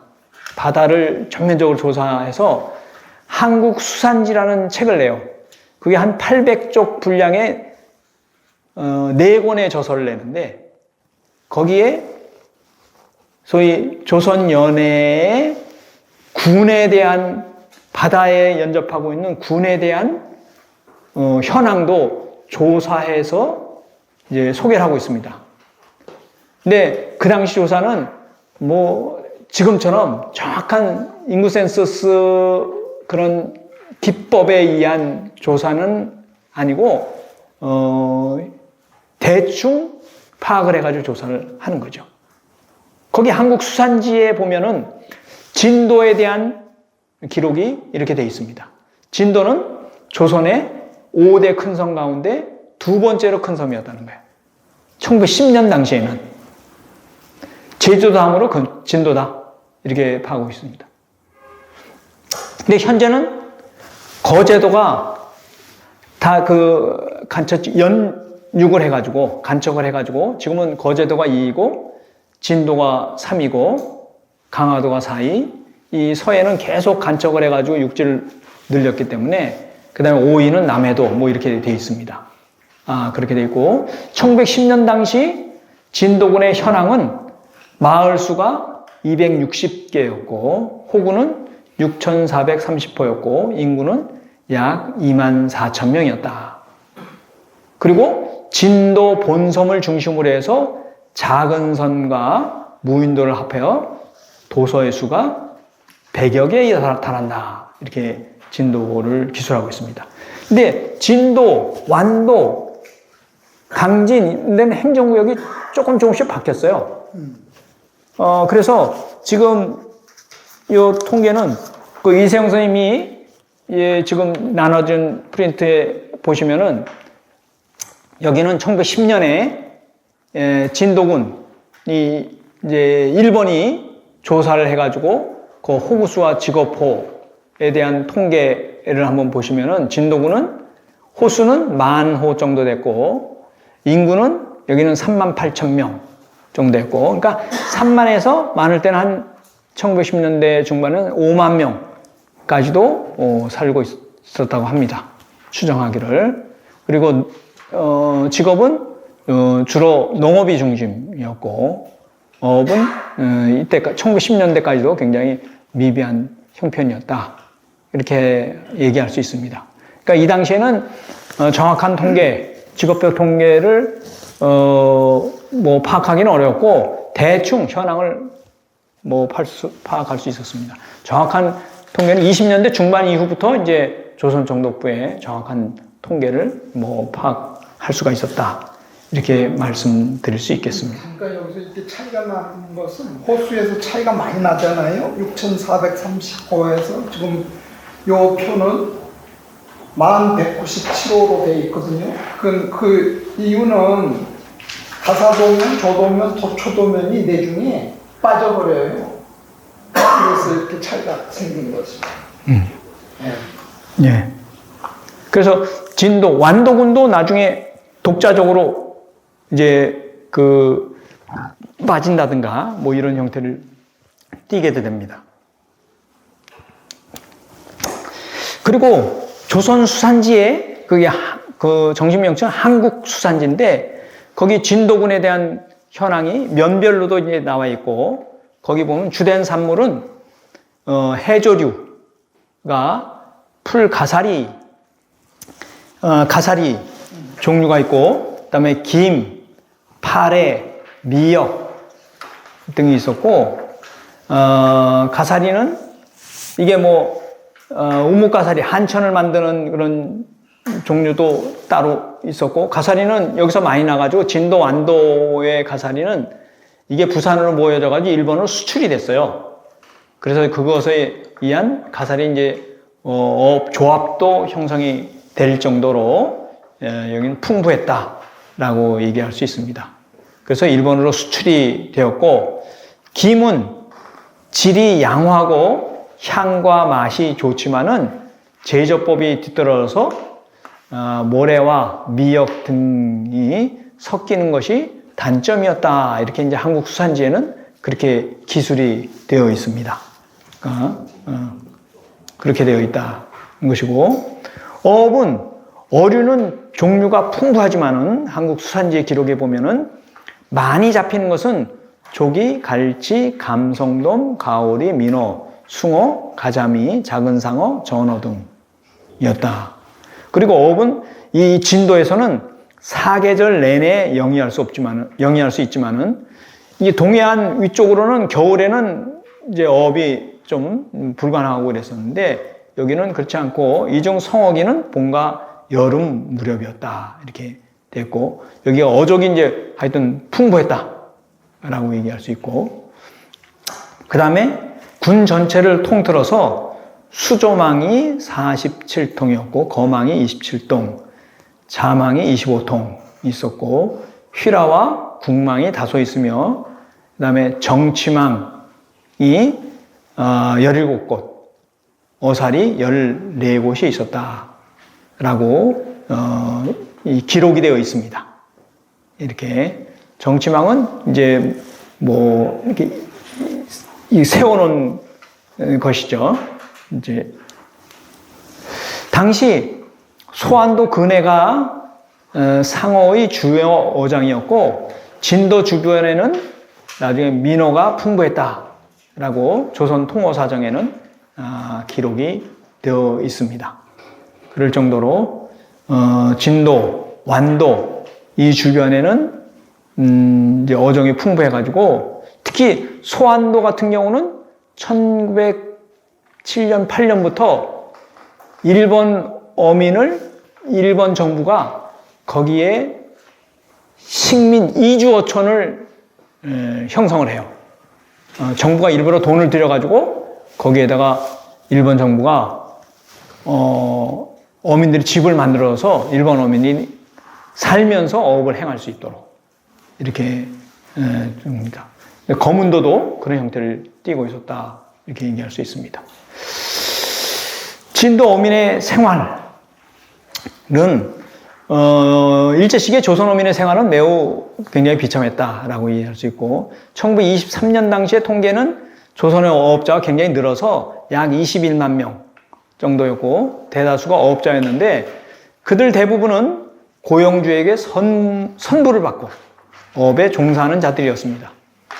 어민의 생활은 저축할 여력이 없고 매일 생계를 유지해 가기가 급급한 상황이었다. 조선시대 때는 아까 어민들과 그 염간이라고 하죠.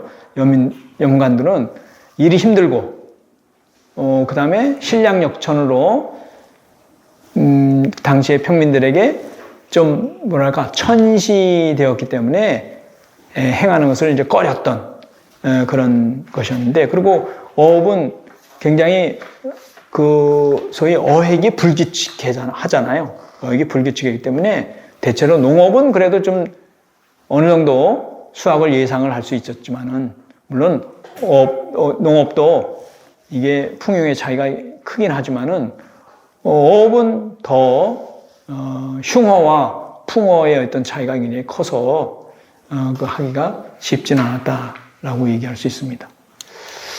특히 일제시기 농민들이 거의 대다수를 차지해서 뭐 하여튼 농민이 90에서 95% 이렇게 차지하는데 토지 사업 이후에 1920년에 산미증식 계획이 실시가 되어서 그 이유는 일본이 1918년 쌀 소동 이후에 일본은 이미 1890년대부터 만성적인 쌀 수입국이었습니다. 그래서 계속 쌀을 수입해 와야 했는데 주로 식민지였던 대만하고 조선에서 이제 산미증식 계획을 이제 해서 본토에서도 물론 토지를 개량해 가지고 증산을 하지만은 그건 한계가 있었기 때문에 주로 대만 조선에서 식량을 증산해 가지고 수입해 가려고 했고 모자라는 부분은 동남아시아에서 이제 수입을 했죠. 이제 그런 형태를 띄어서 쌀 소동이 일어나면서 일본 정부가 내각이 무너집니다. 그러면 새로운 내각이 형성되면서 쌀 생산이 굉장히 일본 자본주의 지탱에 중요한 문제가 돼요. 그래서 이제 조선에서 1920년 이후부터 산미증식 계획을 실시해서 쌀을 증산해가지고 일본으로 수입해가는 정책을 실시합니다. 그래서 산미증식 계획을 실시하면서 조선 농민들은 일은 일거리는 더 많아졌어요. 예를 들면 비료를 준다든지 뭐 이렇게 해서 노동 강도는 더 강해졌지만은 생활 수준은 그렇게 나아지진 않았습니다. 그 이유는 여기 보시면 이제 전체적인 추이를 보면은 그 밑에서 맨 밑에가 이제 지주인데 지주가 1910년 2.5%에서 산미증식 계획이 실시되면 지주는 증가해요. 조금 증가합니다. 한 1% 정도 증가해서 3.5%가 되고 자작농은 줄어들어요. 20.1%에서 한 4, 5% 감소해서 16.3% 점차를 감소하고 자소작농도 감소해요. 한 1916년에는 40%에서 1932년에는 25%로 한 15% 감소하는데 늘어나는 인구는 소작농이에요. 소작농은 37%에서 1932년에는 53%로 증가해요. 그리고 화전민이나 토막민, 빈민이 더 증가해요. 그러니까 산미증식 계획이 이제 증가돼서 쌀의 생산량은 증가하지만은 농민의 생활은 더 하락하게 되었다. 즉, 이제 부농과 빈농의 차이가 이제 더 커지게 되는 그런 형태를 띠게 되었습니다. 이런 현상은 이게 쌀은 증산이 되지만은 이게 좀 표가 너무 적어가지고 그렇습니다만 그 1920년 이후에 일본으로 수출되는 게 더 많은 거예요. 생산량의 50% 이상이 수출이 돼요. 그러니까 조선인 1인당 쌀 소비량은 계속 감소하는 거죠. 이번에 이 연구원, 우리, 한국연구원장이 김낙년이라는 분이 이게 쌀이 일본으로 많이 간 것은 수출된 것이 아니야. 요새의 수출의 개념으로 설명을 했는데 이 당시에는 요새의 수출의 개념으로 설명할 수가 없는 거예요. 왜냐하면 이 일본의 쌀값을 일본 본토에서 대체 정합니다. 일본 본토에서 정해서 점차적으로 쌀값이 증가하긴 해요. 쌀 가격이 증가하긴 하지만은 나중에 이제 27년에서 29년 세계적인 대공황을 기점으로 해서 20년 중반 이후에 쌀값이 이제 폭락을 하고 이렇게 하면서 실제로 제대로 예를 들면 요새처럼 그 생산과 수요의 공급 법칙에 의해서 쌀 가격이 정해지는 게 아니기 때문에 이것을 지금의 수출의 개념으로 생각하기는 어렵다. 그래서 농민의 입장에서는 이제 그 값싼 가격으로 일본에 이출할 수밖에 없었고, 그리고 이 조선의 1인당 쌀 소비량은 계속 줄어들어요. 요새식으로 하면 쌀 소비가 줄면은 다른 거로 이렇게 소비할 수 있지 않느냐. 그래서 줄어드는 대신에 만주에서 좁쌀이라든지 이게 수입해서 하는데 이때는 쌀의 소비량이 그 당시에 생활 수준을 결정하는 중요한 지수예요. 일본은 계속 일본 1인당 쌀 소비량은 계속 증가합니다. 그러니까 이제 그런 측면에서 보면은 그것을 요새의 수출의 개념으로 봐서는 곤란하다. 거죠. 산미증식 기간 동안에 조선 농민은 열심히 일했음에도 불구하고 그들의 생활은 나아지지 않았습니다. 특히 27년서부터 29년 세계적인 대공황 이후 농민층의 분화가 더욱 심화되고 쌀 1인당 소비량도 조선인 1인당 소비량이 줄어들죠. 그렇게 하고 소위 빈궁인과 토막민이라는 것은 이제 도시 같은 데서 도시 빈민 다리에 이게 뭐 가만히 둘러치고 사는 사람들. 뭐 이런 사람들. 그러니까 그 당시에는 도시 빈민이나 거지죠. 이런 사람들은 이제 29년 세계적인 대공황 이후에 굉장히 증가합니다. 특히 1937년 중일전쟁 전쟁 시기 이후에는 급격하게 이제 증가한다라고 얘기할 수 있고, 39년 전시체제가 들어서면서 조선인의 외국 이주가 이제 잦아들게 되고, 요건 조금 통계를 제가 잘못 제시했는데, 그 만주에 1943년에 이 조선인으로서 만주에 가서 사는 사람들이 한 150만 명 정도예요. 그리고 일본으로 가서 사는 사람들이 거기에 이제 징병, 징용, 정신대 이렇게 다 포함되는 사람들이 한 120만 명 정도 돼요. 그러니까 그 당시에 조선 인구가 한 2천에서 한 3천만 명 정도 했는데 한 400만 명이 조선에서 살 수가 없어가지고 외국으로 갈 수밖에 없었다. 그러니까 자발적으로 가는 경우, 여기서 살 수가 없으니까 가게 되고, 또 징병징용 이런 게서 한 60에서 한 80만 명 정도는 징병징용에서 가게 되니까 그 당시 생활이 40년대 들어가면은 굉장히 조선인의 생활이 전쟁 시기에 대하면 굉장히 아주 궁핍해졌다. 그렇게 얘기할 수 있습니다. 그리고 원래 농민이나 어민들은 기본적으로 보수적이어서 그 얘기는 자기 지역을 떠나기를 싫어하죠. 싫어하는데 먹고 살기가 어려우니까 다른 지역에 가고 심지어는 외국에 갈 수밖에 없었다. 거죠. 뭐 하여튼 그런 형태를 띄었습니다. 그래서 어민의 생활은 굉장히 공공했고 저축할 여력이 없고 생계를 유지하기가 급급했다. 그러다가 태풍 등 자연재해로 피해를 입거나 흉어기가 고기가 안 잡히면 어민들의 생활은 빚을 내서 생활해 가야 하는 형편이었다. 이렇게 얘기할 수 있고요. 그래서 이때 1923년 4월 달에 동해에 태풍이 불어가지고 4월인데 어떻게 큰 태풍이 불어가지고 이 당시 한 2,000명이 죽어요. 죽고 막 그 파산되고 이럽니다. 그래서 동아일보 기자가 거기 가서 이제 르뽀 기사를 씁니다. 그래서 동아일보 기사에 보면은 특파원의 보도로 비참한 생활과 무리한 고용 관계를 추론할 수 있는데, 예를 들면 그렇게 해서 이제 뭐 몇백 명이 죽고 한 200~300명이 죽고 지금 했듯이 몇 2천여 명 정도가 하여튼 부상 피해를 받았다라고 하는 것, 비보를 벗고 노약한 부모 처자가 달려가서 시체를 발견하니 자식 조카와 남편을 잃은 유족이 통곡하며 탄식을 하는데, 반면에 고영주는 그 유족에게, 어민의 유족에게 선금 받은 거 30~40원의 채무를 청산하는 청구를 하였다고 한다. 어부 생활에 저축이 있을 리 없고 내왕하는 여비도 부족하여 채무를 지불할 여력이 있을 리 없다. 유족은 배고픔과 추위를 면하여 주던 자식 조카와 남편을 바닷속의 원기로 잃어버리고 그 노동으로 이익을 얻었던 고영주에게 채무 청구까지 당한다고 한다. 이것은 도리에 어긋나고 양심이 없는 일이다. 자본이 없고 지위가 없는 조선 농민의 생활이 대체로 이와 같은데 이걸 조선총독부에서 구제해줘야 되지 않냐. 이런 것을 동아일보에서 사설을 써가지고 이것을 이제 통렬하게 하여튼 뭐 비판하는 그런 이제 글을 쓰게 됩니다. 이거 굉장히 긴 글인데 르뽀식이고 사설로도 나오고 그렇게 되는데, 그럴 정도로 보면은 당시에 조선 어민의 생활이 항상 미리 선금을 받고 나가서 일을 하고 그렇게 하는 생활. 그러다가 한번 풍어가 되면 그래 좀 여유가 생겼다가 다시 또 흉어가 되면은 굉장히 빚에 몰리게 되는 그런 형편으로 뛰게 되었다. 동아일보에서 어민들의 입장을 대변하여 조선총독부와 어민의 생계주를 위해 경제적 지원을 시급히 해야 된다고 계속 그 뒤에 이제 주장을 합니다.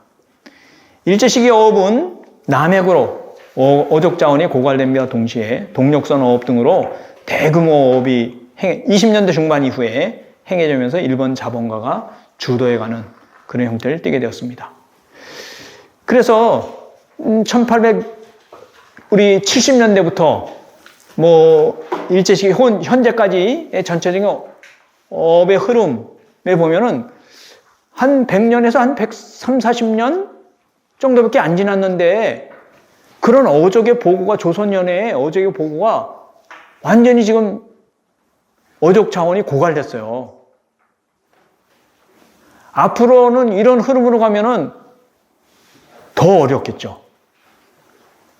그래서 어업의 형태가 이제 양식이라든지 이런 식으로 어족 자원을 하여튼 보호하면서 어업을 진행해 가지 않으면 안 되겠다라고 하는 것이 우리가 이제 반성해야 될 부분인데, 근데 그건 또 인간의 힘으로 어쩔 수 없는 부분들이 올해는 여러분들 알다시피 지구 이성기후 때문에 해수 온도가 심지어 28도까지 올라가지고 이 남해에 지금 뭐 해삼, 전복 뭐 이런 게 지금 뭐 씨가 마르고 양식도 막 뭐 광원이 뭐 이런 데가 폐사해가지고 뭐 수백만 수천 마리씩 뭐 떠오르고 뭐 이렇게 하는 형편이니까 지구 이상기후 이런 것에 대해서 우리가 그런 인식을 가지면서 진짜 뭐 지구도 생각하면서 이렇게 생활해야 되지 않냐. 그렇지 않으면 후손들에게 굉장히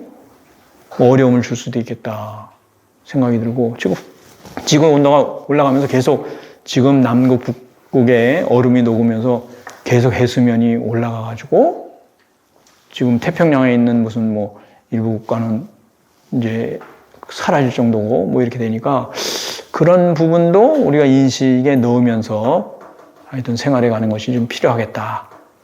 뭐 그런 생각을 뭐 하게 되었습니다. 자, 이상으로 강연을 마치도록 하겠습니다. 자,